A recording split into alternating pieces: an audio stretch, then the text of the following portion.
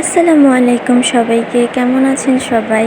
So অনেক দিন পর ইউটিউবে তো আজকে আমি একটু নুডলস বানাবো, তো এটাই আপনাদের সাথে শেয়ার করব। নুডলস বানানোর জন্য প্রথমেই দেখলেন যে আমি প্রথমে নুডলসগুলো সিদ্ধ করে নিলাম। তারপর এখানে যা যা সবজি লাগবে, যেমন হচ্ছে পেঁয়াজ, টমেটো, কাঁচামরিচ, ধনেপাতা, তারপর এটাতে আমি কিছু চিকেনও অ্যাড করব, তো আমি কিছু চিকেন সিদ্ধ করে নিলাম।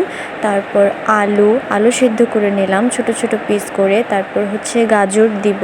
তারপর দুটো ডিম নিলাম, টমেটো সস নিলাম, মেয়োনিজ নিলাম, তারপর নিলাম সয়া সস। আবার শেষে আমি নুডলসের মশলাগুলো একটা বাটিতে তুলে নিলাম।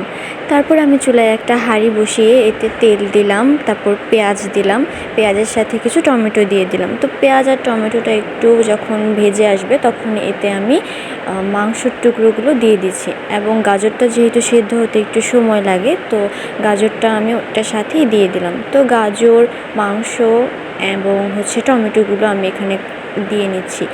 তারপর আমি এতে আলু দিয়ে নিলাম, দুটো ডিম দিলাম।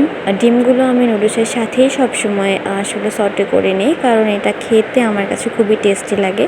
তারপর সয়া সস দিলাম, ধনেপাতা দিলাম। তারপর এতে আমি কিছু মরিচ অ্যাড করেছি, এবং যেহেতু এটা বাসায় খাওয়ার জন্য, সো সবাই একটু ঝাল পছন্দ করে, তো এতে আমি কিছু বোম্বাই মরিচও দিয়ে দিয়েছি।